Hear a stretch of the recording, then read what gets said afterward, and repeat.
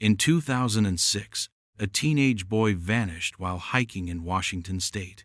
17 years later, his sister opened an old email draft. It held GPS coordinates and a cryptic line. "I think I found something buried. If I don't come back, this is where I was." The words hung in the stale air of her parents' study, stark against the glowing screen. 17 years. An eternity stretched between that day and this moment. An eternity filled with a hollow ache that had never quite disappeared, only dulled with time. Sarah stared at the date on the draft. October 12, 2006. The day Ethan walked into the forests of the Olympic National Park and never walked out. Her breath hitched. She hadn't expected this. Not this. Her parents were downsizing, moving into a smaller place, and the task of sorting through decades of accumulated life had fallen to her. Old tax returns, photo albums with faded smiles, boxes of clothes they couldn't bear to part with but couldn't take. And then there was Ethan's room, preserved almost as he'd left it, a shrine to a ghost. The computer, an old desktop tower, had been his. Dad had said, "Just see if there's anything you want off it before we get rid of it." Curiosity, a faint, painful tug, had made her power it up. She hadn't known his password, but a lucky guess, the name of his favorite band, had granted her access. His email program, ancient by today's standards, was still there. And in the drafts folder, one single, unread item, unsent. Why hadn't he sent it? To whom was it addressed? The recipient line was blank. Just those coordinates, a string of numbers that meant nothing to her, and that single, terrifying sentence. "I think I found something buried." What could a 17-year-old boy, a kid who loved graphic novels and cheesy sci-fi movies, have found buried deep in a national park that would make him write such a message? And why bury it?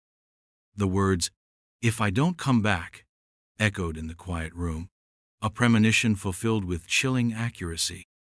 A cold dread seeped into Sarah's bones, a dread she hadn't felt with such intensity since those first frantic days of the search. She copied the coordinates into a search engine on her own laptop.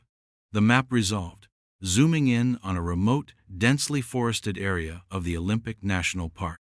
It was miles from the trail he was supposed to have been on, the trail his day hike plan, left on the kitchen counter, had detailed. This was deeper, wilder. An area the search and rescue teams had probably only skimmed, if they'd gone there at all, precisely because it wasn't where he was supposed to be. Why would he go there? What could have drawn him so far off his intended path? The cursor blinked over the coordinates. A place. A specific, tangible place tied to his last known thoughts. For 17 years, his disappearance had been an abstract horror, a void. Now, there was a point on a map, a destination. Hope, fragile and dangerous, flickered within her. Could this be it? An answer? After all this time? Or was it just another cruel twist, another dead end in a story already filled with them? Her parents. She thought of telling them. But what would she say? "I found an email from Ethan, from the day he vanished. He thought he found something buried. It might mean nothing. It might mean everything." How could she put them through that? The roller coaster of renewed hope, only to potentially have it crash again? Their health was fragile. The years of unanswered questions had taken their toll. No, not yet. Not until she knew more. If there was anything to know. The old pain was back, sharp and insistent. No longer a dull ache, but a fresh wound. Ethan. Her vibrant, annoying, brilliant older brother. The one who taught her to ride her bike, who helped her with her math homework, who always knew how to make her laugh, vanished. The word itself felt inadequate, too clean for the ragged tear it had left in their family. He hadn't just vanished, he'd been stolen from them, by the mountain, by fate, by something they never understood. The draft email was a ghost reaching out from the past, and it was asking something of her, or so it felt. That line, "If I don't come back," wasn't just a statement. It was a plea, a contingency. He created a breadcrumb, a final, desperate signpost, and for 17 years, it had sat here, unseen, unheard, the weight of that pressed down on her. Had they missed it? Could they have found it sooner? The what-ifs were a dangerous path, one she'd learned to avoid, but now the path was lit by the glow of that screen. She printed the email, the coordinates like a brand on the paper. She looked at the map again, memorizing the terrain, the nearest access points. It was rugged, difficult, not a casual stroll. Ethan had been an experienced hiker for his age, confident, strong, but this area looked challenging even for him. What was so important that he'd risk it? What, something buried, could be worth that? Treasure? That seemed like something from one of his adventure books. Not real life. Something else, then. Something he perhaps stumbled upon by accident? The house was quiet. Her parents were out for the afternoon, a rare trip to visit old friends. Sarah felt a sense of urgency, a sudden, compelling need to act. This wasn't something that could wait. Not anymore.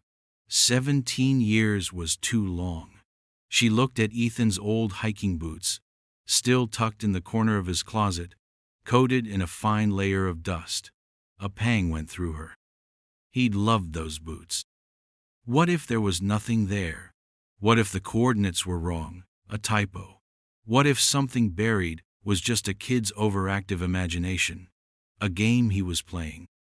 The rational part of her brain tried to temper the sudden surge of adrenaline, but the other part, the part that had never stopped hoping, never stopped grieving, whispered, "What if there is? What if this was the key, the one thing that could unlock the mystery of what happened to Ethan?" She thought about the original search, the helicopters, the dogs, the volunteers combing the trails, the grim-faced park rangers, the daily press briefings that yielded nothing, the slow, agonizing realization that he wasn't coming home. They'd focused on his planned route, expanding outwards in concentric circles.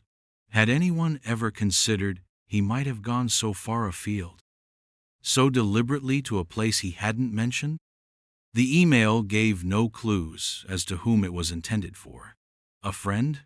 One of his online gaming buddies? Maybe even her, or their parents, but he hadn't put a name. It was just a message in a bottle, thrown into the digital sea, that had never quite made it to the water, until now. Her mind raced. She needed gear. She still had some of her own hiking equipment stored in the garage. She was in reasonably good shape, but this looked like it would test her. She'd need to be careful. The park was vast, unforgiving. People got lost. People got hurt.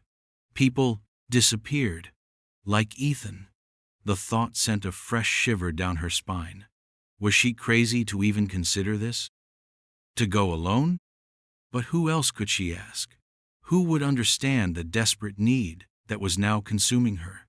The police would likely dismiss it. An old email? From a missing kid? 17 years ago? They had declared his case cold, inactive. A long time ago. He was presumed dead, a victim of the wilderness. This single draft wouldn't be enough to reignite a full-scale investigation. Not without more.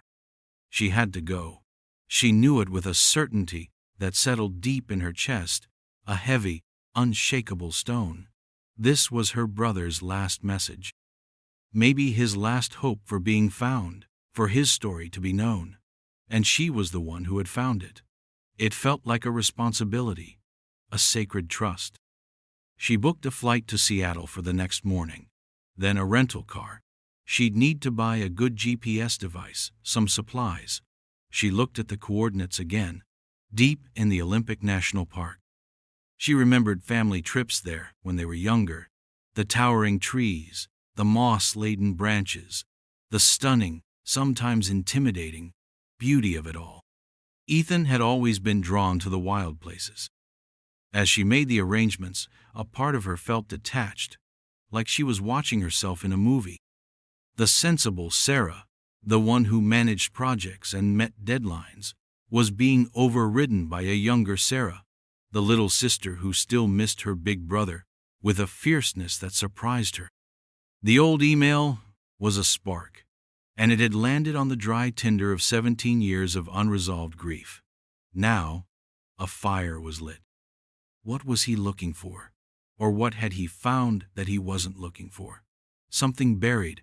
The phrase was so loaded, so ominous. It could be anything. Or it could be something specific, something dangerous. The cryptic nature of it was unsettling. If he'd known what it was, why not say it? Unless he didn't know, or unless it was too risky to write down. She closed down Ethan's computer, the screen going dark, but the words of the email remained, seared into her mind. She felt a strange mix of fear and determination. This journey, whatever it led to, had begun. She was going to that spot on the map. She had to, for Ethan, for herself, for the hope, however slim, that answers were waiting, buried in the earth. The silence of the house seemed to press in on her, heavy with unspoken questions. What would she find when she got there? And would she be prepared for it? The image of that remote, wild patch of forest filled her vision. He was there, or something of him was. A trace, a clue, and she was going to find it. The first step was taken. There was no turning back now. The mountain was calling, just as it had called to Ethan. But what awaited her in its depths? That was the question that would haunt her all the way to Washington State, and perhaps for a long time after. The night before her flight was restless. Sleep offered little escape, her mind replaying the words, the coordinates, the image of her brother's face, young and hopeful, before he walked into those woods. Every time she closed her eyes, she saw the dense green of the forest, the looming shadows of the mountains. Was he scared? Did he know he was in danger? The email suggested a level of caution, a foreboding. He'd prepared for the possibility of not returning. That thought alone was a knife to the heart. What 17-year-old thinks like that unless something is terribly wrong? She packed a small, sturdy backpack, practical clothes, layers for the unpredictable mountain weather, a first aid kit, water, high-energy food. She'd buy a good compass and a detailed topographical map of the area when she landed to supplement the GPS. She remembered Ethan meticulously planning his hikes, poring over maps, checking weather reports. He was careful. That's what made his disappearance so baffling. He wasn't reckless. So, for him to go so far off his planned route to this specific remote location, the something buried must have been incredibly compelling, or incredibly urgent. As she finally drifted into a troubled sleep, one question kept circling, a persistent, worrying whisper. If Ethan had found something buried, and it was important enough to document, dangerous enough to worry about, what happened to the person who buried it? And what if they were still around? The thought was a cold stone in her stomach. This might not just be about finding what happened to Ethan. It might be about uncovering something much larger, much darker. And the GPS coordinates were leading her right to its heart. The old desktop sat silent in Ethan's room, its secret finally out. But secrets, she was beginning to realize, often had a way of leading to more secrets, each one darker and more complex than the last. What had Ethan stumbled into? And what would she find when she reached that spot, marked by nothing more than a string of numbers on a fading printout? The uncertainty was a heavy cloak, but beneath it, The ember of determination still burned. She had to know, no matter the cost. Part 2. The Journey North. The plane descended through a blanket of gray cloud, revealing the familiar rain-slicked landscape of the Pacific Northwest, Seattle. From here, it was still a significant drive, then a ferry, then more driving to reach the Olympic Peninsula, the vast wilderness that had swallowed her brother whole. Each mile closer brought a tightening in Sarah's chest, a mixture of dread and a strange, almost painful anticipation. What was she walking towards? She picked up her rental car, a sturdy SUV, and her first stop was an outdoor gear shop. A high-quality GPS unit, the best topographical maps of the national park she could find, a compass, bear spray, just in case, and a few other essentials. The cashier, a young man with kind eyes and a beard, asked her where she was headed. When she vaguely mentioned the Olympic National Park, he smiled. "Beautiful place," he said, "but be careful. It's wild out there, more wild than people think." His words, though casual, felt like an omen. She just nodded, a tight feeling in her throat. The drive to Port Angeles, the gateway town to the northern part of the park, was filled with a growing sense of unease. The mountains loomed larger, their peaks often shrouded in mist, giving them an ethereal, almost menacing quality. She remembered Ethan talking about these mountains with such reverence, such excitement.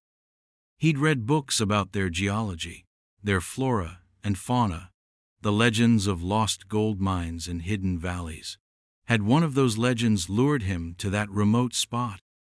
Or was it something far more real, far more dangerous?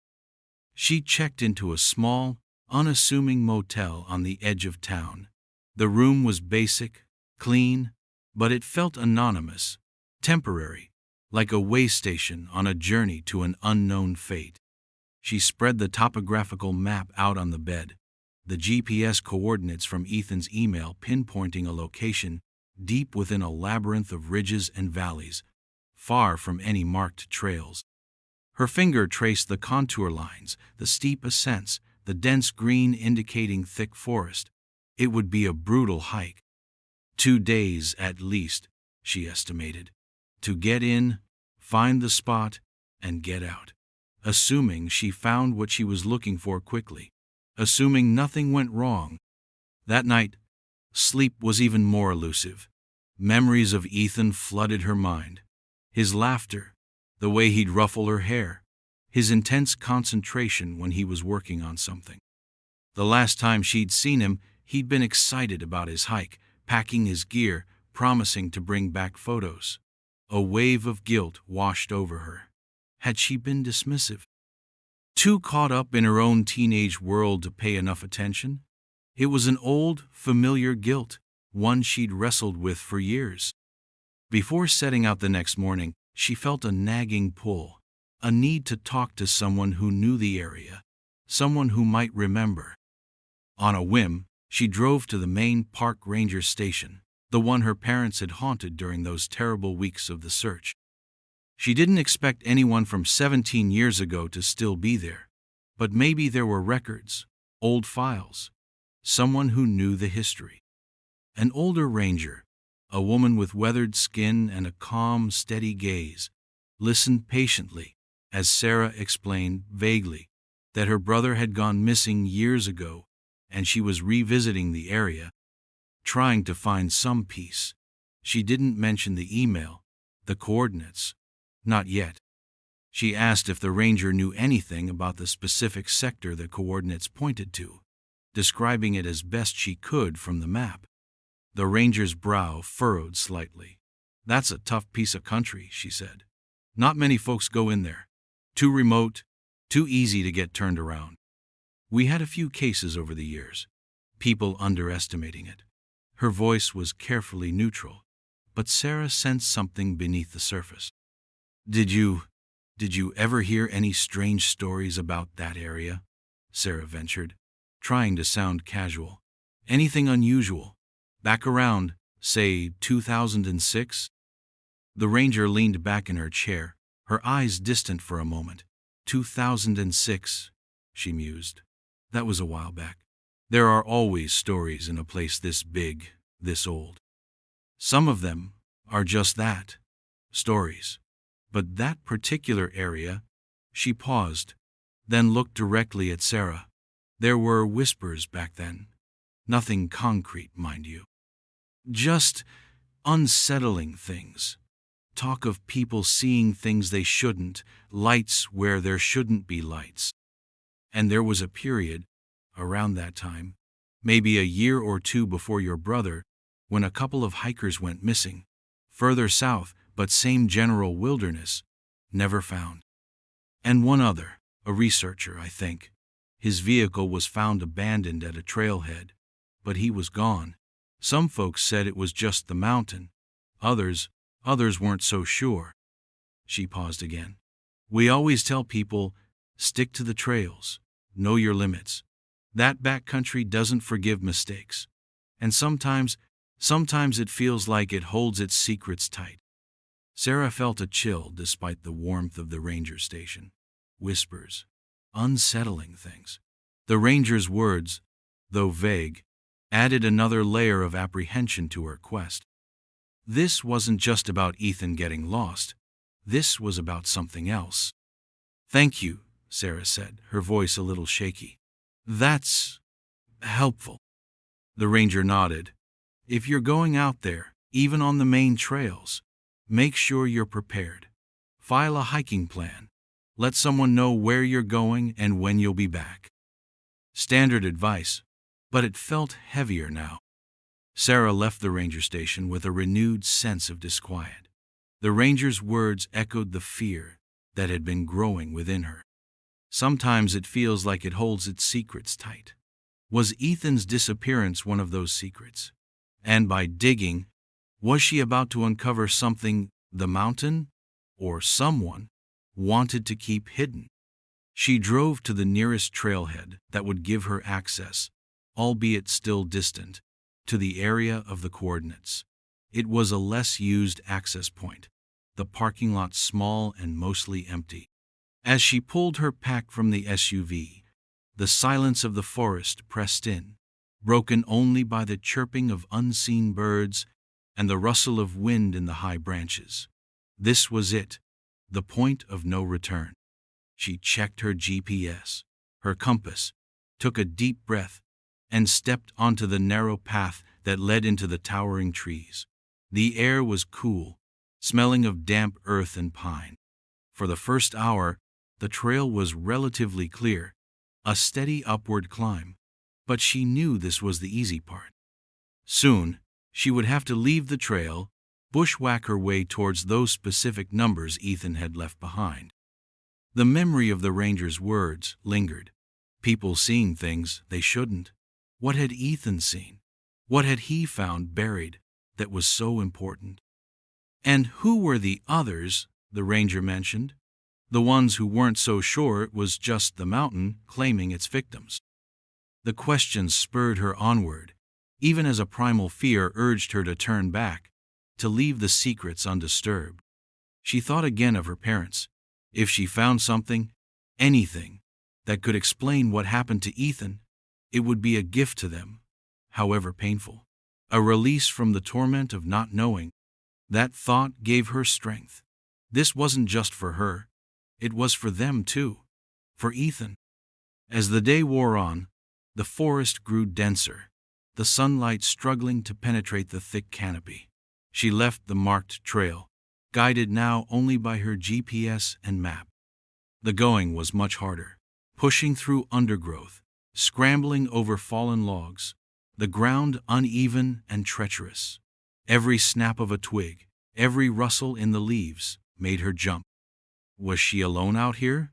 Or was that just paranoia, fueled by the ranger's stories and the chilling message in Ethan's email? The feeling of being watched was a persistent prickle on the back of her neck. Late in the afternoon, exhausted and soaked with sweat, she decided to make camp. She found a small, relatively flat area, sheltered by a rock outcropping. She was still miles from the coordinates, but she couldn't push any further today. As darkness fell, the forest came alive with unfamiliar sounds. The hoot of an owl, the distant howl of a coyote, the incessant creaking of trees. It was a lonely, intimidating place. She ate a joyless meal of energy bars and dried fruit, her thoughts constantly circling back to Ethan. Had he camped out here? Had he been scared? The GPS unit lay beside her sleeping bag, its screen dark. Tomorrow, she would reach the spot. Tomorrow, she might find answers. Or, she might find nothing but dirt and disappointment. The uncertainty was a heavy weight. She thought of the ranger's face, her cautious words. That backcountry doesn't forgive mistakes. Sarah hoped she wasn't about to make one. What if the something buried was something that should have stayed buried? The question hung in the cold night air, unanswered, as she finally drifted into a fitful, uneasy sleep, the deep, dark woods her only companion. The journey north had brought her to the edge of the wilderness. Tomorrow, she would step into its heart, and she couldn't shake the feeling that the heart was a dark one. Part 3. The Dig. The morning broke cold and gray, a damp mist clinging to the trees. Sarah woke stiff and unrefreshed. The unease of the previous night still settled heavily upon her. She ate quickly, packed her meager camp, and consulted her GPS. The coordinates weren't much closer, but today, she was determined to reach them. The forest seemed even quieter this morning, the usual bird song muted, as if the woods themselves were holding their breath. Or perhaps it was just her own heightened senses, every nerve ending alive with apprehension. The terrain grew steeper, more challenging.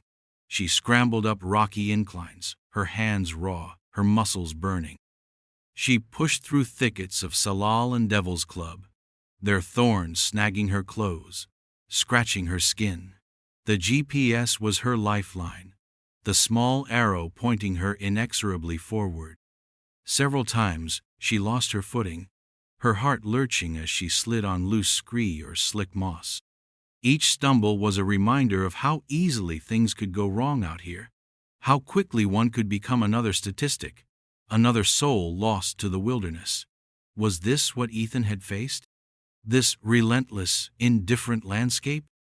Hours passed in a blur of exertion and anxiety. The silence was broken only by her own ragged breathing and the occasional crack of a branch underfoot. The feeling of being watched intensified, though she saw no sign of another living soul, human or animal. It was a primal, unnerving sensation, as if the ancient trees themselves were observing her progress, judging her intrusion. Or was it something else, something the ranger had hinted at? Around midday, the GPS indicated she was close, very close, within 100 yards. Her heart hammered against her ribs.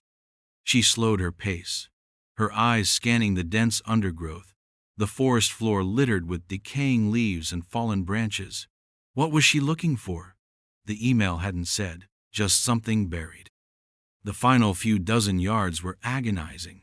The GPS signal wavered slightly under the thick canopy, and she moved in small circles, trying to pinpoint the exact location. It looked like any other patch of wild, untamed forest. Towering firs and cedars, a thick carpet of ferns, moss-covered rocks. There was no obvious sign of disturbance, no marker, nothing to indicate that this spot was special, that it held a secret. Disappointment began to creep in, cold and bitter. Had she come all this way for nothing? Was this just a wild goose chase? A 17-year-old's cryptic note leading to an empty patch of dirt? She stood at the spot her GPS claimed was the precise location. She looked around, her gaze sweeping every detail. Nothing.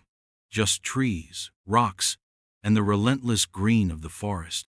She felt a surge of frustration, a wave of despair. Maybe it was a mistake. Maybe Ethan had been confused, or the coordinates were slightly off. Maybe the something buried had been retrieved long ago, or washed away by seasons of rain and snow.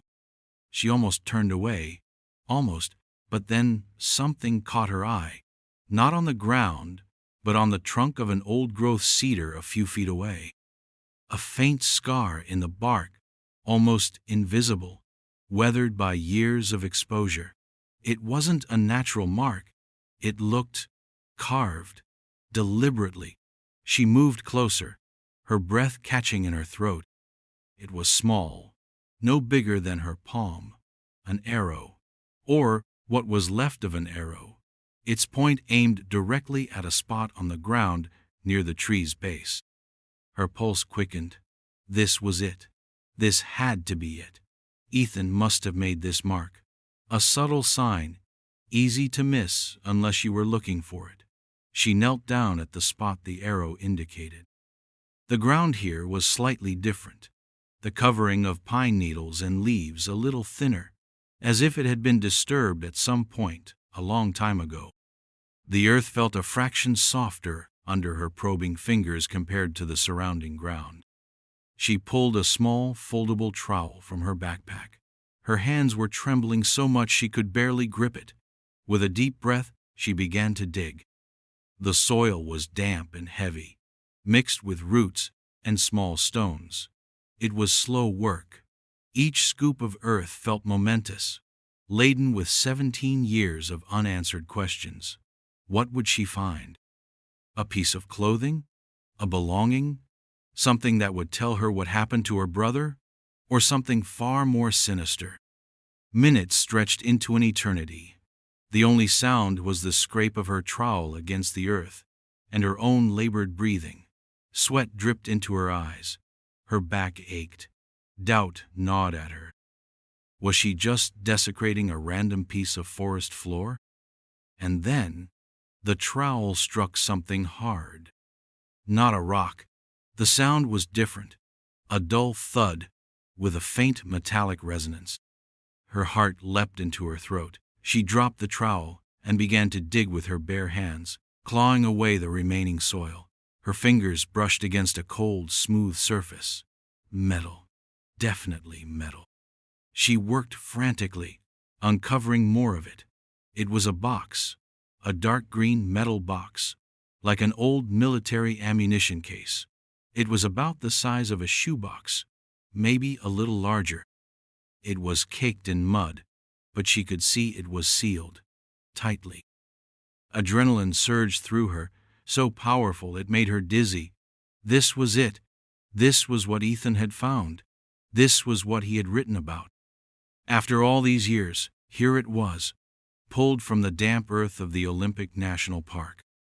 She sat back on her heels, staring at the box, her breath coming in ragged gasps. It felt unreal, like a scene from a dream. The forest around her seemed to fade, the sounds receding, until all that existed was her and this container, a silent, mud-caked sentinel holding unknown secrets. What was inside? Why had Ethan thought it was so important, so dangerous, that he'd made a cryptic map to its location? The silence of the woods returned, heavier now, charged with a new, terrifying significance. She had found it. The something buried. But as she looked at the grim utilitarian box, a new wave of fear washed over her. Finding the box was one thing. Opening it felt like crossing a threshold, a point from which there could be no return to ignorance. What secrets did it hold? And were they secrets she was prepared to face?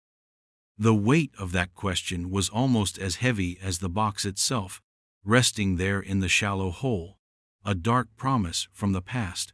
Her hand hovered over the latch, trembling.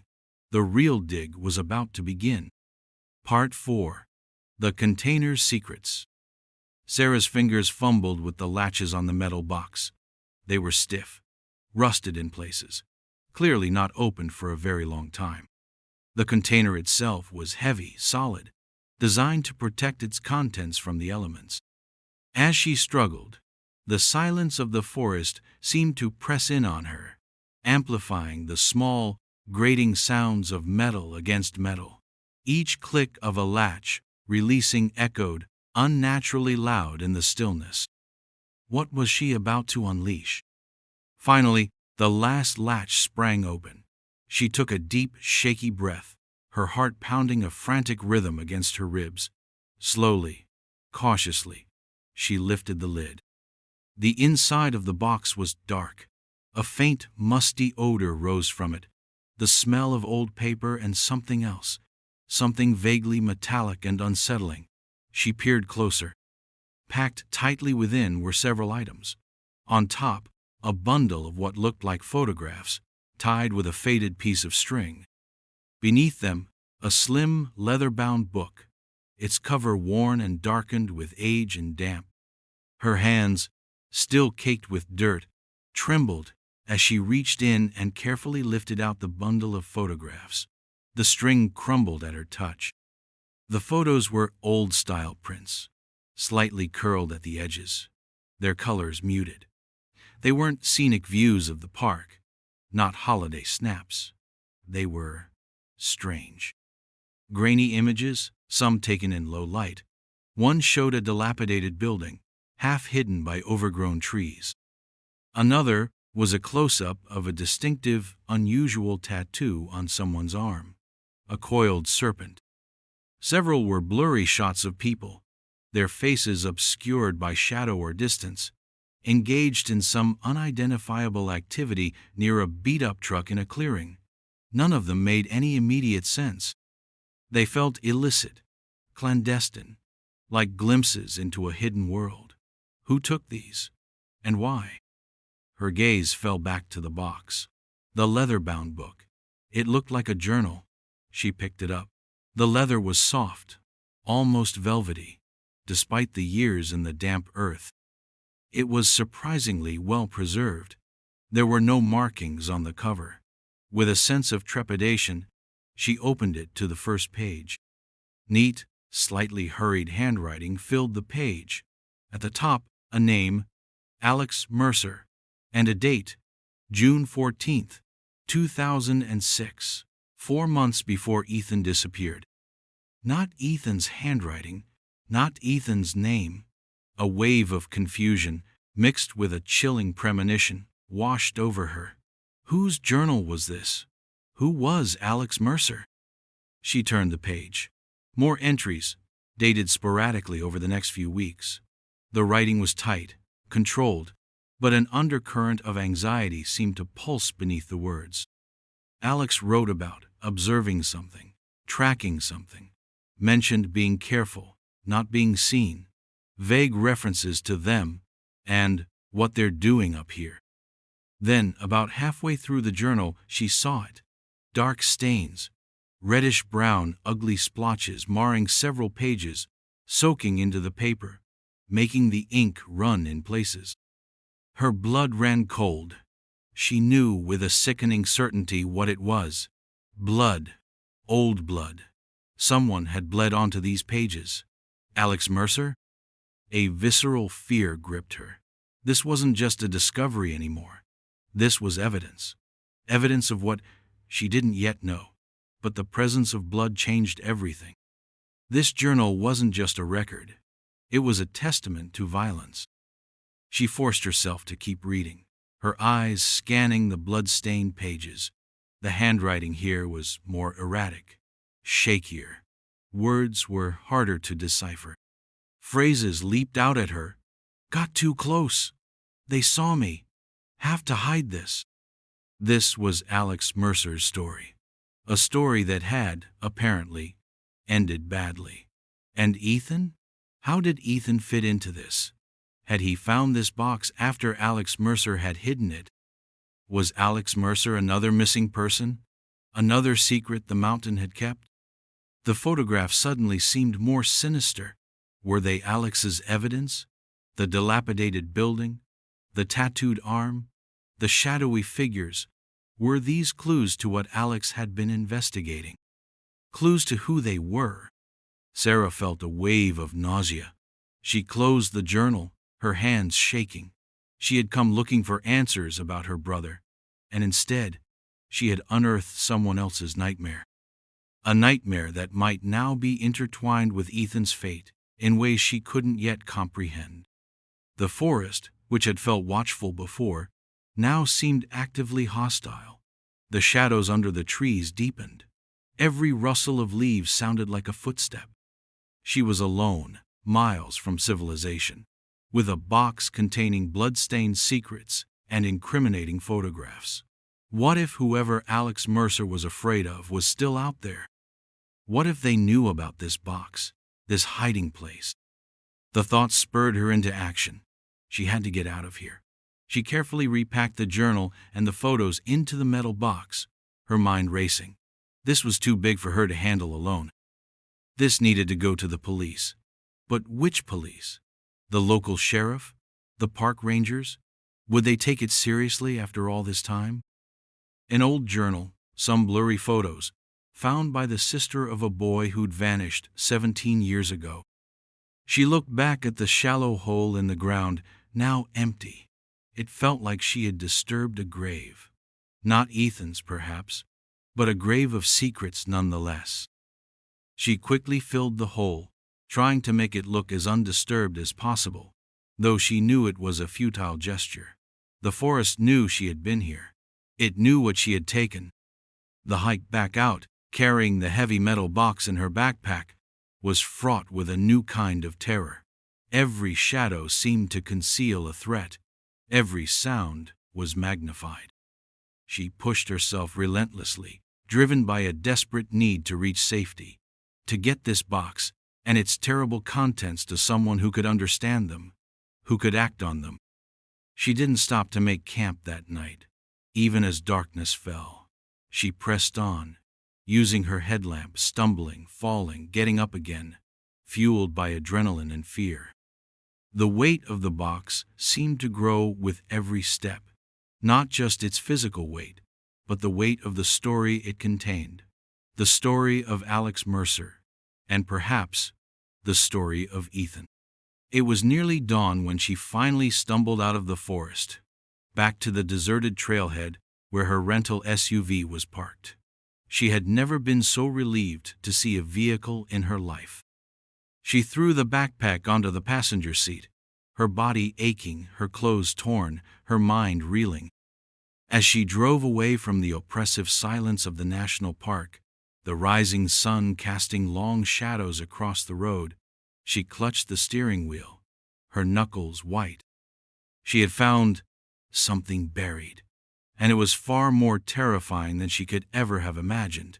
The container's secrets were out, but what they meant and where they would lead her was a dark, unopened chapter. She glanced at the metal box beside her. Inside, Alex Mercer's blood-stained words waited. And somewhere within them, she prayed, lay the truth about Ethan. The first entry she glimpsed, dated just before Ethan's disappearance, echoed in her mind. They know I have it. I have to hide this before they find me. Who were they? And had they found Alex? The bloody pages suggested a grim answer. Part 5. The Journal's Voice. Mid-story spike. Sarah drove straight to the small motel, the metal box a malevolent presence on the seat beside her. She needed a safe place, a moment to think, to truly understand what she held in her hands. Back in the anonymous room, she locked the door, drew the curtains, and laid the contents of the box out on the cheap laminate desk. The stack of unsettling photographs, the blood-stained journal of Alex Mercer. Her hands still trembled as she picked up the journal again. The musty, metallic scent seemed stronger now, more pervasive. She had to know. She had to read it all, from beginning to end. Taking a deep breath, she opened it to the first page, to Alex Mercer's neat script, dated June 14, 2006. The early entries were observational, cautious. Alex wrote about the park, the beauty of it, but also about a growing unease. There's something wrong up here, one entry read. Something that doesn't fit. Alex, it became clear, was a researcher, a botanist, spending the summer studying rare alpine plants. But Alex's attention had been diverted. Saw them again today, by the old Katy Creek turnoff. Same truck. Don't think they saw me. What are they dumping? As the weeks went by, Alex's entries became more focused, more obsessive. The they became more defined. A small group of men. Alex suspected illegal dumping, perhaps of toxic waste, deep in the park's protected areas. The journal detailed Alex's attempts to gather evidence, taking notes, sketching locations, and eventually taking photographs. The same grainy, unsettling photos Sarah now held. Got a shot of the license plate today. Partially obscured, but maybe enough. And one of them, the big one with the snake tattoo, he looked right at me. Or near me. My heart nearly stopped. I have to be more careful. The fear in Alex's writing was palpable, growing with each entry. Alex was clearly out of their depth. A civilian stumbling into something dangerous and organized. They're not just dumping trash. This is bigger. I saw crates. And they're armed. Always armed. Sarah's own heart pounded as she read. This was no amateur operation Alex had stumbled upon. These were dangerous men. The photos took on a new, chilling clarity. The dilapidated building was likely their base. The shadowy figures were these armed men. The tattooed arm belonged to one of them. Then, the entries shifted. Alex realized the men were aware they were being watched. They know, I'm sure of it. Found my markers disturbed near the old logging road. They're looking for me. Panic began to seep into the writing. I have to get this evidence out. I can't go to the local cops. What if they're involved? Some of them look like locals. The bloodstains appeared around entries dated in late September. The writing became frantic. Smudged. Close call today. They cornered me near Blackwood Ridge. Got away, but twisted my ankle. Dropped my pack. Lost some samples. But I still have the journal, the photos. Hidden. Safe for now. I think they saw which way I went. Sarah felt a cold dread. Alex was being hunted. And then she reached the entry, the one that made her stop breathing. It was dated October 10th, 2006, 2 days before Ethan vanished. Alex wrote, I managed to get back to the cache, had to bury it deeper. They're definitely searching. My ankle is agony. I don't know how much longer I can evade them. This might be the last time I can write. I saw the boy today, watching me from the trees, up near the Raven's Peak overlook. He saw me with the box. He saw me bury it. Young, maybe 16, 17, dark hair, looked like a hiker. Curious. I tried to wave him off, to signal danger, but he just stared. Then he melted back into the trees. I hope he doesn't come back here. I hope he doesn't understand what he saw. This place isn't safe for anyone. Sarah's vision blurred. Ethan. It had to be Ethan. The age, the description, the location, Raven's Peak overlook, was not far from where she'd found the box, and it was plausible, though off-trail, for an adventurous hiker like Ethan. He had seen Alex Mercer. He had seen Alex bury the box. Her hands were shaking so violently she could barely hold the journal. Ethan hadn't just stumbled upon the box. He had seen the person who buried it, a person who was clearly terrified and in mortal danger. He had become a witness, not just to the box, but to Alex. With a sickening lurch, she turned the page. The next page, the one that should have followed Alex's sighting of Ethan, was gone. Ripped out. Only a jagged stub remained. Why was it torn out? What had Alex written there? Had Alex tried to warn Ethan more directly? Had Alex described something else? Sarah's gaze flew to the page after the missing one. There were only a few words there, scrawled hastily. The ink heavily smudged, mixed with more of that terrible, dark blood. He came back. Not the boy. Oh God, they found me. The entry ended there, trailing off into a smear of blood and ink. Sarah stared at the words. A silent scream trapped in her throat. He came back. Not the boy. It was ambiguous, terrifying. Did it mean Alex's pursuers had returned? Or had Ethan come back, and then Alex's pursuers found Alex? The sequence was unclear, but the outcome felt horrifyingly certain. Alex Mercer had been found, and Ethan, who had seen Alex with the box, what had happened to him? The journal slipped from her nerveless fingers, landing with a soft thud on the desk. This was the mid-spike she had unknowingly been climbing towards. The truth, or at least a horrifying part of it, was laid bare. Ethan hadn't been a random victim of the mountain. He had walked into the middle of someone else's desperate fight for survival. He had seen something he shouldn't have, and Alex Mercer, the writer of this tragic, blood-soaked journal, had almost certainly been silenced. The implications were staggering. If Alex was murdered, then these men, the ones with the snake tattoo, the ones dumping mysterious crates, were killers. And if Ethan had seen Alex, seen the box, they wouldn't have let him walk away. 17 years. 17 years her parents had grieved for a son lost to an accident, to the indifference of nature. But this journal painted a far more sinister picture. Ethan hadn't just gotten lost. He'd been a witness, and witnesses, especially to men like these, were liabilities. The room felt suddenly cold, oppressive. The anonymous motel, once a refuge, now felt like a trap. What had she unearthed? And by unearthing it, had she put herself in danger? These events were 17 years old, but men capable of this kind of brutality, did they just disappear? Or did they simply go dormant, their secrets buried along with their victims? The torn page, what vital clue had it contained? And Alex's final horrifying words, not the boy. Did that mean Ethan was safe from that immediate confrontation? Or did it mean something else entirely? The ambiguity was torture. Sarah looked at the photos again.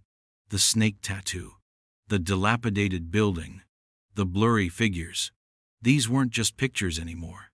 They were portraits of murderers, maps to their crimes.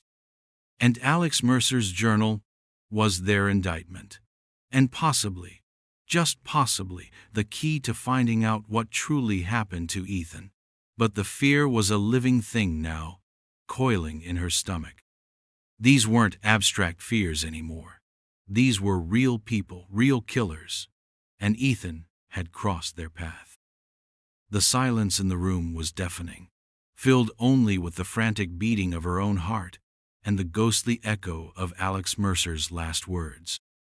The journal had given a voice to the dead, but it had also opened a door to a darkness Sarah was only just beginning to comprehend. Part 6. Connecting the dots. The motel room felt like a cage. Sarah paced, the journal and photos spread out on the bed, a constellation of fear and fractured clues. Ethan hadn't just been lost, he'd been a witness. A witness to Alex Mercer, who was clearly on the run from dangerous men. The conclusion was inescapable. Ethan's disappearance was likely tied to Alex's fate. And Alex's fate, judging by the blood and the final, terrified entry, was grim. Her first instinct was to call the police. Right now. But she hesitated. What would she tell them? Here's a 17-year-old journal I dug up in the woods, written by someone named Alex Mercer, who might have been murdered. And oh, by the way, I think this is connected to my brother who vanished around the same time. They'd think she was crazy, grief-stricken, grasping at straws. The local authorities back then had concluded Ethan succumbed to the elements. This new narrative, so wild, so reliant on a dead person's cryptic words and some blurry photos, would be a hard sell. Especially after so much time. No, she needed more. Something concrete. Something that tied Alex Mercer to a known crime, or Ethan to these men. She focused on the name, Alex Mercer. She opened her laptop, her fingers flying over the keyboard. She searched for missing persons reports from Washington State, Oregon, even British Columbia, from 2005, 2006, 2007. Alex Mercer. Mercer, Alex. Variations. Nothing. No official missing person report under that name that matched the time frame or circumstances. Frustration gnawed at her. Was Alex Mercer an alias? Or had Alex simply vanished without anyone officially looking? Perhaps Alex was a loner, someone whose absence wouldn't be immediately noticed or reported. The journal mentioned being a researcher, but not who for.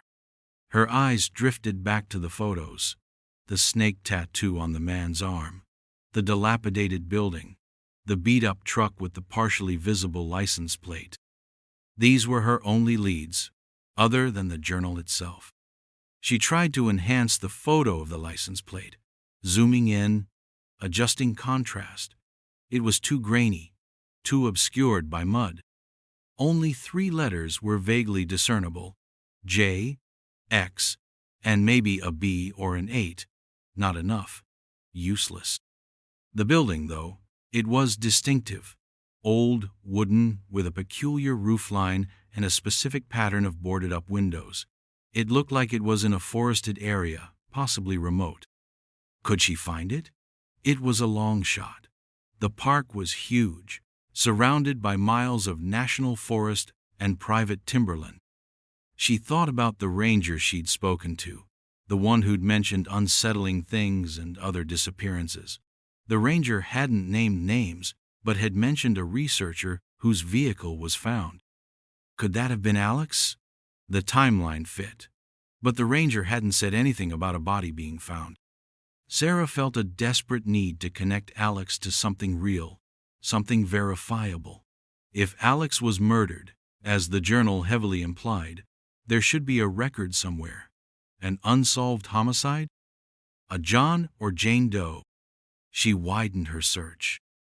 Instead of missing person Alex Mercer, she tried searching for unidentified bodies found in the Olympic National Park or surrounding counties around late 2006 or early 2007.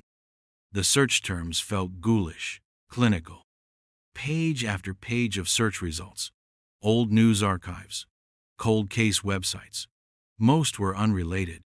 Then, one headline caught her eye. From a small county newspaper archive, dated March 2007. Human remains found by hikers in Clearwater County. Clearwater County wasn't immediately adjacent to the Olympic National Park, but it wasn't impossibly far, especially if a body had been moved. Her breath hitched. She clicked the link. The article was short, sparse on details. Skeletal remains, believed to be male, discovered in a remote wooded area. No identification found. Cause of death undetermined at the time, pending autopsy, but authorities considered it suspicious. The estimated time of death was several months prior, possibly late fall or early winter of the previous year. 2006. Her heart pounded. Could this be Alex? The gender was listed as believed to be male, but skeletal remains could be tricky. Alex's name was gender neutral. The timing was right. The circumstances were suspicious. The article mentioned the Clearwater County Sheriff's Office was handling the investigation. It was a long shot, based on so little. But it was something. A thread. She looked at the photos again, then back at the journal. Alex had been a botanist, intelligent, observant. Alex had been trying to expose criminals. And someone had silenced Alex. And then Ethan, her brother, had seen Alex bury the evidence. A new thought struck her, cold and sharp. The torn-out page in the journal. What if Alex had written Ethan's name, or a description of Ethan? What if Alex had realized Ethan was a witness and tried to leave a clue about him too? And what if Alex's killers had found the journal on Alex's body, or nearby, read it, and torn out the page that implicated another witness, Ethan.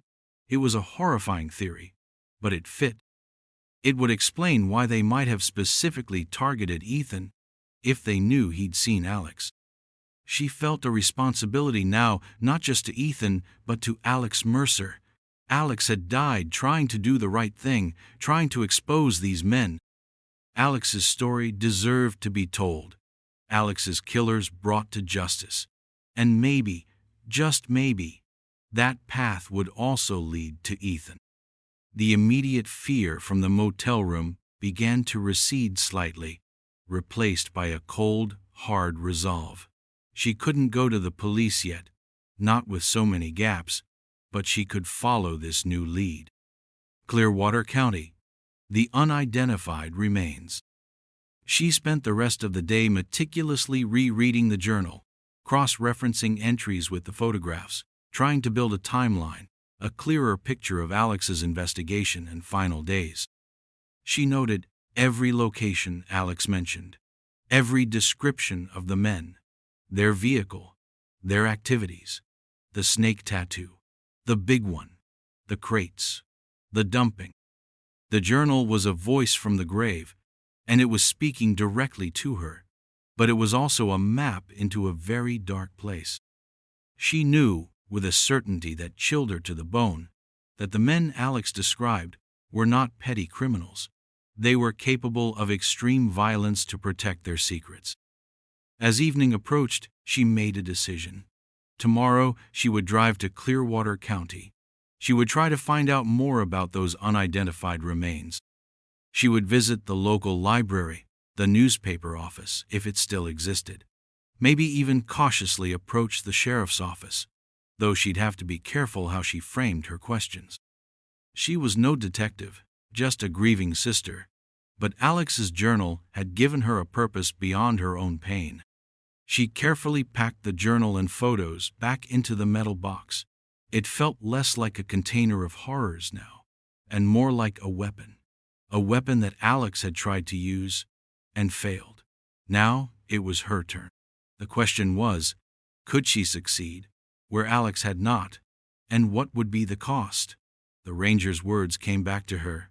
That backcountry doesn't forgive mistakes. And sometimes, it feels like it holds its secrets tight. The secrets were out of the ground now, but they were still very much alive, and potentially still very dangerous. Her journey was far from over. It was just leading her deeper into the shadows.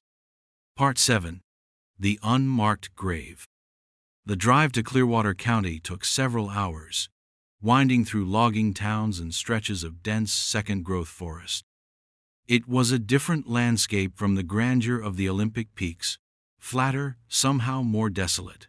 Sarah felt a growing sense of trepidation. She was chasing a ghost, based on a 17-year-old news clipping and a blood-stained journal. Was this a fool's errand? She found the Clearwater County seat, a small, tired-looking town called Oakhaven. The library was a modest brick building on the main street. Inside, a helpful, older librarian listened to Sarah's carefully constructed story. She was a freelance writer, researching old unsolved cases in the region. She was interested in the John Doe found in March of 2007. The librarian, after some searching in their digital archives and then a dusty backroom, produced a thin file. It contained the original newspaper articles Sarah had found, plus a few follow-up pieces, each shorter and with less prominence than the last, until the story faded away entirely. There was also a photocopy of a sheriff's department press release. Sarah scanned the documents eagerly. Much of it was information she already knew. Skeletal remains, male, suspicious circumstances. But then, a detail jumped out at her from the sheriff's press release. A detail not included in the brief news reports. The deceased was wearing a unique, handcrafted silver pendant, shaped like a stylized feather. No other identifying marks or items were found with the remains. A silver feather pendant. Sarah's breath caught. She fumbled for her phone, her hands shaking, and pulled up the photos she'd taken of Alex Mercer's journal pages before she left her motel. She'd photographed every page, just in case. She zoomed in on one of the earlier entries, where Alex had sketched some of the rare plants being studied. Tucked into the corner of one page, almost like a doodle, was a small, intricate drawing of a feather. And in another entry, Alex had written, almost as an aside, "Lost my damn glasses today, but at least I still have my feather. Mom would kill me if I lost that." It had to be. This John Doe, it had to be Alex Mercer. The pendant was the link. A wave of emotion washed over Sarah, a strange mix of sorrow for Alex, a person she'd never met but felt she knew, and a grim satisfaction. This was a concrete connection. Alex wasn't just a name in a journal anymore. Alex was real. Alex had been found. Alex was a murder victim. The file contained a little more. The case had quickly gone cold. The official cause of death was listed as homicide by undetermined means due to the condition of the remains. But the implication was clear. Alex had been killed, and no one had ever been charged. Another secret the wilderness had almost kept. Now the who became paramount. The men in the journal, the snake tattoo, the ones Alex had called them. They were Alex's killers. And if they killed Alex, what had they done to Ethan, who had seen Alex with the box of evidence? Sarah thanked the librarian, her mind racing. She needed more. The dilapidated building in Alex's photos. That was the next step. If she could find that building, maybe she could find more evidence. Something that would point to these men. Something that would finally give a name to Alex's killers. And perhaps, by extension, reveal Ethan's fate. She spent the rest of the afternoon poring over old county maps in the library, comparing them to the details in Alex's photographs. The building looked like it was near a river or a large creek, with a distinctive ridge in the background. Alex's journal mentioned the old Kestrel Creek Cannery as a place the men frequented. Kestrel Creek was in this county, a remote tributary that flowed into a larger river. Using the library's internet, she searched for historical records of canneries or old industrial sites along Kestrel Creek. There were a few mentions of defunct logging operations and an old fish processing plant that had closed down decades ago. One of them, described as being near a sharp bend in the creek, sounded promising. The location was remote, accessible only by a network of poorly maintained logging roads, according to the old maps. It was probably on private timberland or disused state land now. A new, more dangerous phase of her search was beginning. Going to that site alone, it felt reckless. These men were killers. If any of them were still around, if that building was still connected to them in any way, but what choice did she have? The official investigation into Alex's death had stalled 17 years ago. Her brother's case was even colder. If she didn't pursue this, who would? She looked again at the photo of the snake tattoo. It was a distinctive design, a serpent coiled around a dagger. Was it a gang tattoo? A personal mark? She memorized it. Before leaving Oak Haven, she drove past the Clearwater County Sheriff's Office, a small, functional building. She thought about walking in, telling her story, but she still hesitated. The pendant was a strong link, but it wasn't definitive proof that Alex was the John Doe, not without dental records or DNA, which she didn't have. And her theory about Ethan was still just that, a theory, however compelling. She needed something more solid, something undeniable, before she involved the authorities.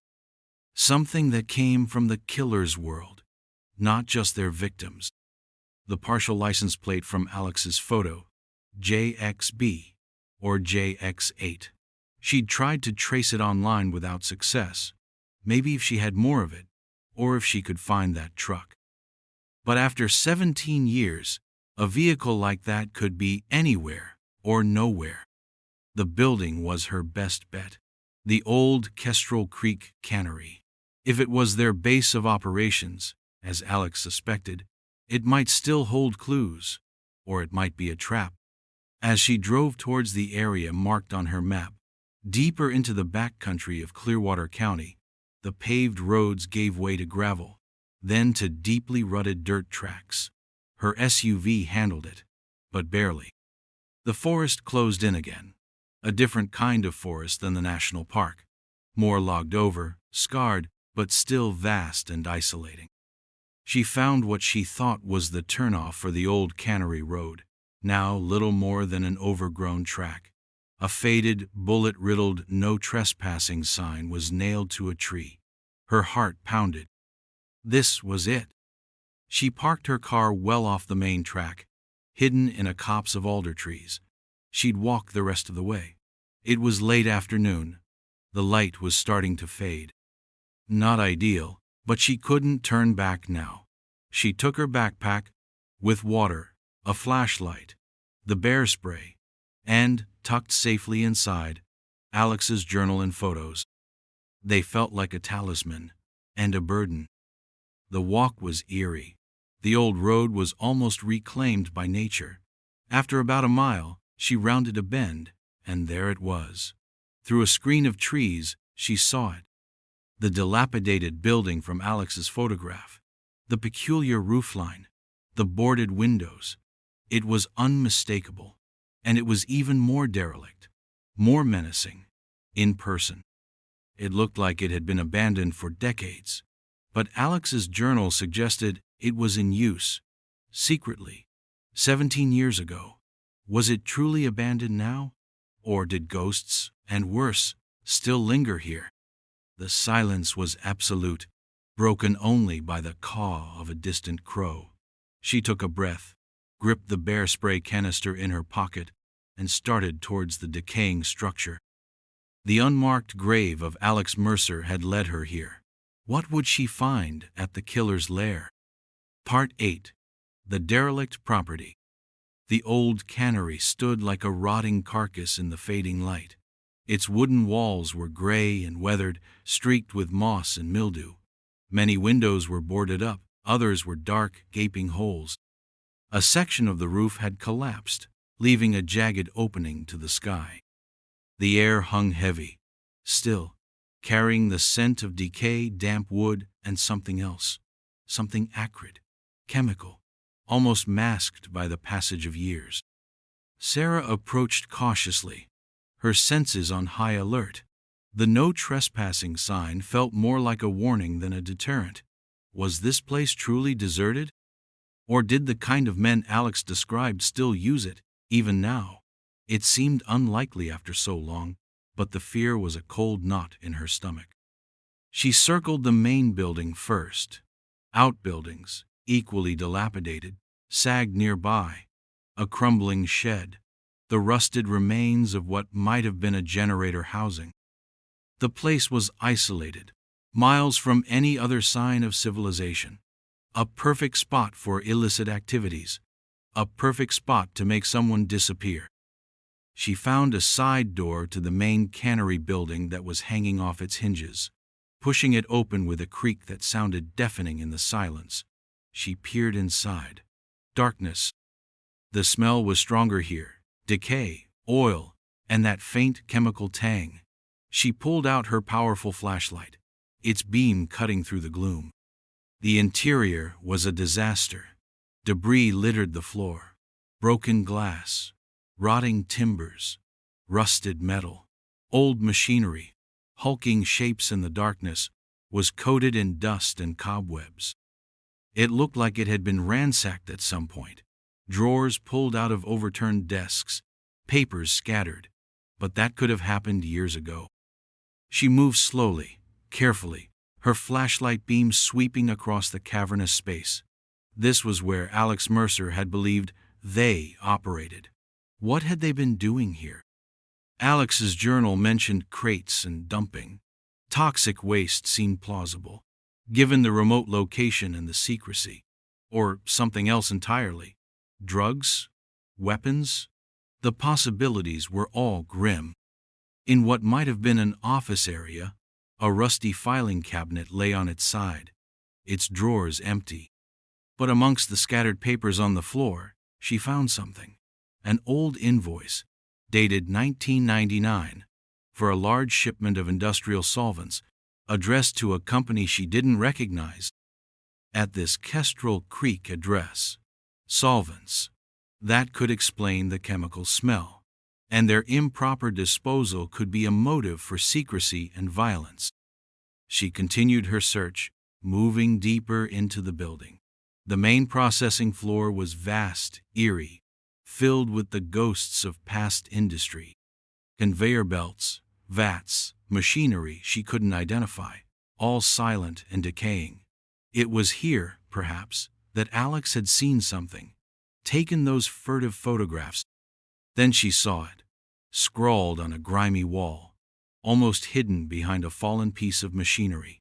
A crudely drawn symbol, a serpent coiled around a dagger, the same design as the tattoo in Alex's photograph. Her blood ran cold. This was their mark. They had been here. This was their place.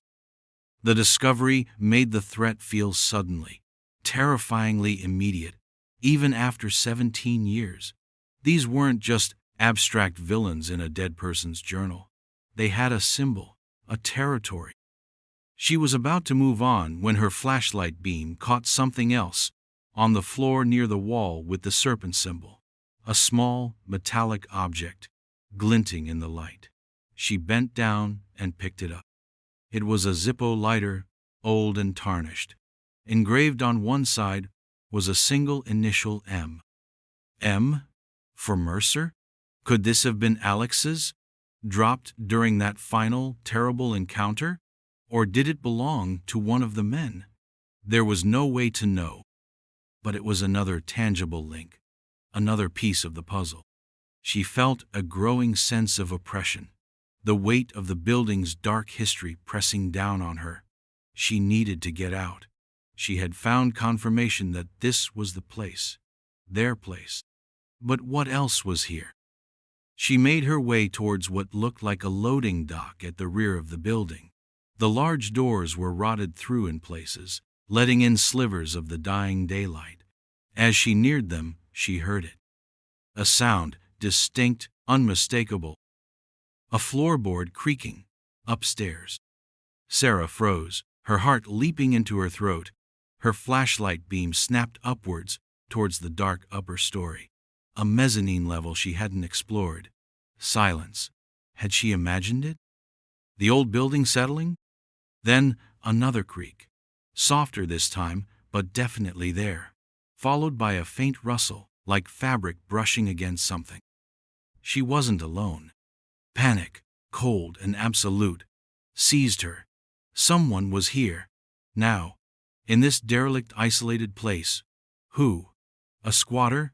A curious local? Or someone far more dangerous?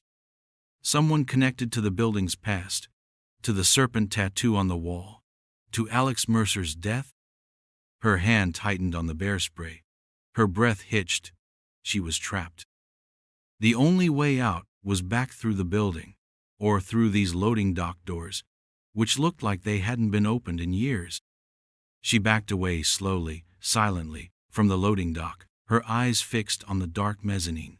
Should she call out, announce her presence, or try to slip away unnoticed? But what if they'd already heard her, seen her flashlight beam? The silence stretched, taut and unbearable. Then a low cough. From upstairs. Definitely human. Definitely close. Sarah's mind raced. This was bad. This was very, very bad. She had walked into a hornet's nest. She had assumed, foolishly, that after 17 years, this place would be truly abandoned, its secrets dormant. But some secrets, it seemed, didn't stay buried. Or perhaps, some people never truly left their old haunts behind. The question was, who was up there? And did they know why she was here? The decaying cannery, once just a creepy ruin, had suddenly become a hunting ground, and she was acutely aware that she might be the prey. Part 9. The Truth Unfolds. Reveal. Twist. Sarah didn't dare breathe. The cough from upstairs, followed by a heavy sigh, confirmed her worst fears. Someone was up there, and they sounded like they were settling in, not just passing through. Her mind flashed to Alex Mercer's journal. They know I'm here. Was this one of them? Still using this place after all these years? Or someone new, drawn to its isolation for their own reasons? She had to get out. Now. Stealth was her only option. She slowly, agonizingly, began to back away towards the side door she'd entered through. Her flashlight beam pointed at the floor to minimize its visibility. Each step was a gamble, each rustle of her own clothing, a thunderclap in the suffocating silence. She was halfway across the main floor when a shadow detached itself from the gloom of the mezzanine railing, a figure silhouetted against the faint light from a hole in the roof. Tall, broad, male. He was looking down, directly into the area her flashlight had just illuminated. He spoke, his voice a low growl that echoed in the vast space. "Who's down there? Show yourself." Sarah froze. He'd seen her, or at least seen her light. There was no point hiding now. Running would only confirm she had something to hide, and he was between her and her easiest exit. I'm lost," she called out, her voice trembling, trying to sound like a hapless hiker who'd taken a wrong turn. "My car broke down. I was looking for shelter." It was a weak lie, and she knew it. The figure didn't move for a long moment. Then, slowly, he began to descend an old, rickety wooden staircase that Sarah hadn't noticed before, tucked into a shadowy corner. With each step he took, her dread intensified. This wasn't some random vagrant. There was an air of ownership about him, of menace. As he reached the bottom of the stairs and stepped into the fringes of her flashlight beam, she got her first clear look at him. He was older, perhaps in his late 50s or early 60s, with a weathered face, hard eyes, and a stocky, powerful build.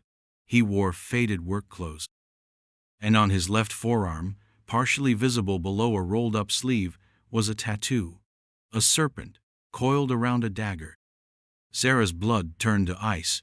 It was him, or one of them, the man from Alex's photos, or someone from the same group, 17 years later, and he was still here. "Lost, huh?" he said, his voice laced with suspicion. He took another step closer. "This ain't no place for lost hikers. This is private property." His eyes flicked around, then settled on her backpack. "What's in the bag?" Sarah's mind raced. He hadn't recognized her, of course. She was just a stranger. But if he found the journal, the photos... Before she could answer, he spotted the disturbed papers near the overturned filing cabinet, the fresh footprints in the dust. His eyes narrowed. "You been snooping around?" This was it. The confrontation she had unknowingly been heading towards ever since she opened Ethan's email. "I was just looking for a phone," she stammered, backing away slightly. "Or someone to help." He took another step, closing the distance. "There's nothing here for you. You need to leave." His tone was flat, cold, but with an underlying threat that was unmistakable. Sarah knew this might be her only chance. She had to ask. She had to know. "My brother," she blurted out, her voice cracking. "He disappeared. 17 years ago. Near here. His name was Ethan." The man stopped. His expression didn't change, but something flickered in his hard eyes. A flicker of recognition? Or just surprise at the non sequitur? "Never heard of him," he said too quickly. "Lots of people get lost in these woods." "He saw something," Sarah pressed, her fear warring with a desperate need for the truth. "He saw someone burying a box up in the Olympics. A metal box." The man's face hardened, his eyes becoming slits. "You're talking crazy. You need to get out of here. Now." He took a step towards her, his hand clenching. Sarah stood her ground, though her legs felt like they would give way. "The journal," she said, her voice barely a whisper. "Alex Mercer's journal. I found it. In the box. Alex wrote about this place. About you. About the snake tattoo." The man froze. For a split second, his composure cracked. She saw it in his eyes, a flash of shock, of something akin to fear, quickly masked by a renewed wave of anger. He knew the name. He knew about the journal. "You don't know what you're talking about," he snarled, but the denial was hollow. He lunged for her. Sarah reacted on instinct. She sidestepped, bringing the heavy metal box, still in her backpack, around in an arc, swinging it hard. It connected with his side with a sickening thud. He grunted in pain, stumbling back, giving her a precious few seconds. She didn't wait. She turned and ran, not towards the blocked side door, but towards the decaying loading dock doors at the rear of the building. She knew it was a risk. They might be sealed shut, but it was her only path away from him. She could hear him cursing, recovering, starting to pursue her. She reached the loading dock doors, fumbled with the rusted latch. It wouldn't budge. Panic clawed at her. He was getting closer. Then she saw it. A section of the wooden door frame was rotted away at the bottom, creating a small, jagged opening, barely large enough for a person to squeeze through.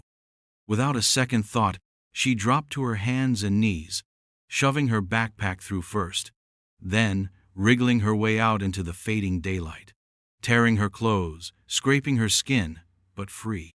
She scrambled to her feet, grabbed her pack, and ran. She didn't look back. She ran blindly, away from the cannery, towards the dense woods, adrenaline coursing through her veins. She could hear him shouting behind her, but his voice grew fainter as she plunged deeper into the trees. She ran until her lungs burned and her legs ached, until she was sure she wasn't being followed. Then she collapsed at the base of a large tree, gasping for breath, her body trembling uncontrollably. She had found him, one of Alex Mercer's killers, and he knew she had the journal. He knew she knew. After what felt like an eternity, she slowly, cautiously, made her way back towards where she'd hidden her SUV, constantly looking over her shoulder, every shadow a threat. The encounter had terrified her, but it had also given her something crucial: confirmation. The man's reaction to Alex Mercer's name, to the mention of the journal, was undeniable proof. But there was still no direct link to Ethan. The man had denied knowing him. Was it the truth? Or was Ethan's fate so dark that even this hardened criminal wouldn't speak of it? She reached her car, her relief immense but short-lived. She had to get to the police. Now, she had a witness, a location, the journal, the photos. And she had the Zippo lighter with the initial M found at their lair. As she drove, her mind replayed the confrontation, the man's shock, his anger, his denial about Ethan. Why would he deny Ethan specifically if he was involved in so much else? Unless Ethan's fate was somehow different, or unknown even to him. Or perhaps Ethan was the loose end he thought had been tied up long ago. Then, a chilling thought. The torn-out page from Alex's journal. Alex had seen Ethan. What if Alex had written something specific about trying to warn Ethan, or about Ethan finding something more than just the box? What if that page detailed Ethan stumbling upon the cannery itself, or seeing the men's faces more clearly? If the killers had found that page on Alex, they would have known Ethan was a critical witness who needed to be silenced permanently. The truth was unfolding, piece by horrifying piece. Alex Mercer was murdered by these men, led by or including the man with the snake tattoo, to cover up their illegal activities at the cannery. Ethan, by tragic coincidence, had witnessed Alex hiding the evidence, and for that, he had paid the ultimate price. He hadn't just gotten lost. He'd been hunted, silenced. Where was Ethan now? The man at the cannery hadn't offered any clues. Was Ethan buried somewhere out in these vast forests, his grave as unmarked as Alex's had been for so long? As Sarah finally reached the main highway, her phone, which had been without service for days, suddenly pinged with reception. She pulled over, her hands shaking, and dialed 911. She asked for the state police, for the cold case unit, if one existed. She started to tell her story, her voice raw with exhaustion and emotion. The discovery of the email, the coordinates, the box, Alex Mercer's journal, the snake tattoo, the cannery, the man she'd just encountered. And then, as she was describing the items she'd found, she remembered something else. Something small, something she'd barely registered at the time, found not at the cannery, but near where she dug up Alex's box. When she was clearing the earth around the box, her fingers had closed on a small, hard object, mixed in with the dirt and roots, just beside where the box had lain.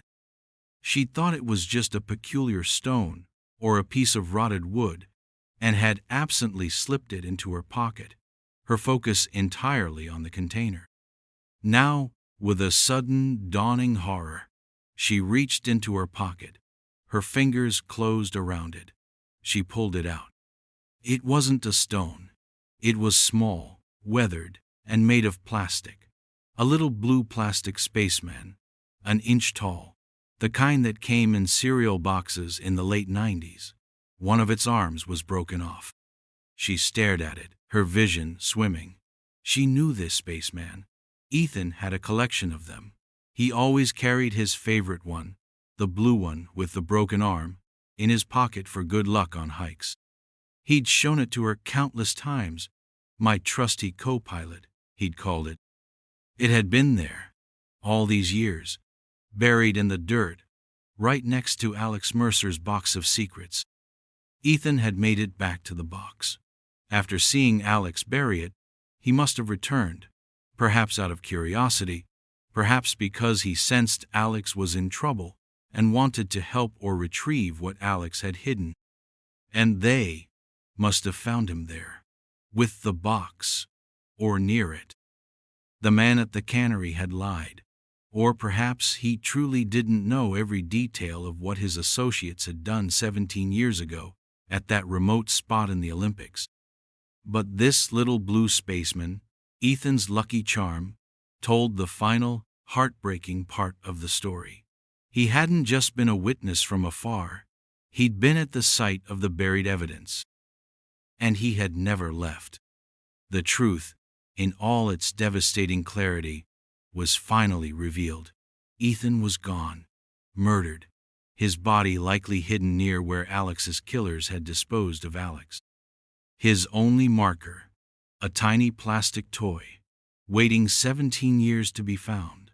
The bitter taste of understanding filled Sarah's mouth. This was the end of her search, and the beginning of a new, heavier grief.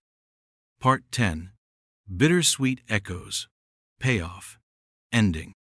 The days that followed were a blur of police stations, interviews, and the painstaking process of handing over Alex Mercer's journal, the photographs, the Zippo lighter, and the small, heartbreaking blue spaceman.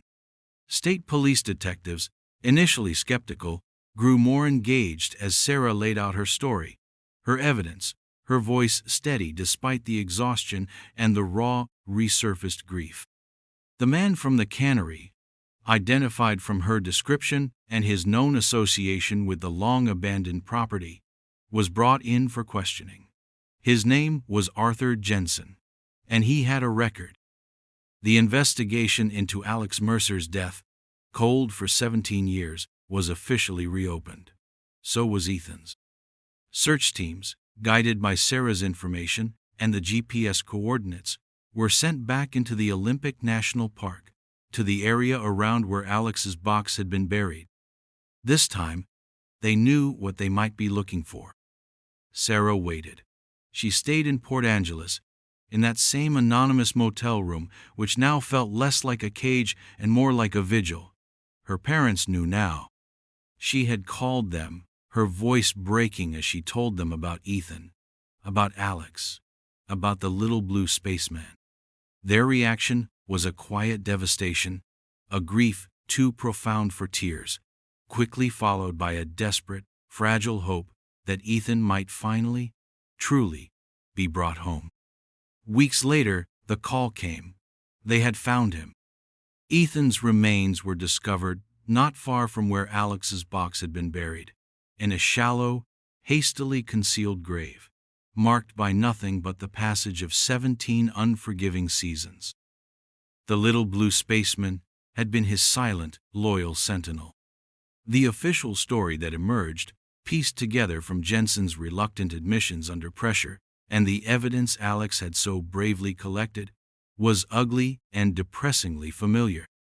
Jensen and a small crew had been involved in the illegal dumping of hazardous chemical waste, transported from out of state, using the old Kestrel Creek cannery as a base. Alex Mercer, the botanist, had stumbled upon their operation, gotten too close, collected too much evidence. They had hunted Alex down and silenced him, burying his journal and photos nearby, thinking it was well hidden. Ethan, it seemed, had indeed seen Alex burying the box. Driven by a teenage boy's curiosity and perhaps a sense of justice or concern, he had returned to the spot later that day, or the next. Jensen's crew, paranoid and ruthless, had also returned, perhaps to ensure their hastily hidden evidence was secure, or to search for anything Alex might have dropped. They found Ethan there, near the box. He was a witness they couldn't afford. Jensen himself wasn't there for Ethan's murder, he claimed. It was his more volatile partners, both now dead from other causes over the intervening years. He only helped dispose of the body later. It was a convenient deflection, but perhaps held a grain of truth. Arthur Jensen, the last surviving member of the crew, was charged in connection with Alex Mercer's murder and the disposal of Ethan's body. Justice, after 17 years, would be slow, imperfect, but it was a reckoning. The full scope of their illegal dumping operation was also under investigation, promising further consequences. Sarah attended Ethan's funeral, a small, private service. They buried him in the family plot, under a gray Washington sky. There was a sense of profound sorrow, of years stolen, of a life unlived. But there was also, finally, a sense of peace, the not knowing, that corrosive uncertainty that had eaten away at her family for so long, was gone. The truth was brutal, but it was the truth. Alex Mercer, whose real name was later confirmed through dental records from the unidentified remains file in Clearwater County, also received a proper burial. His family, long estranged and unaware of his fate, finally notified. His bravery, his determination to expose wrongdoing, had cost him his life. But his journal had ultimately brought his killers, or the last of them, to account. Sarah returned to her life, but she was changed. The world felt darker. Its capacity for casual cruelty laid bare. But she also carried a quiet strength, the knowledge that she had faced the darkness and brought her brother home. The grief for Ethan remained, a familiar ache in her heart, but it was different now, softer, mingled with a bittersweet sense of closure. Sometimes, she would look at an old photograph of Ethan, his young face bright with laughter, his eyes full of dreams. The mountains he had loved had ultimately betrayed him, not through their wildness, but through the hidden evils of men. But in the end, his sister had not.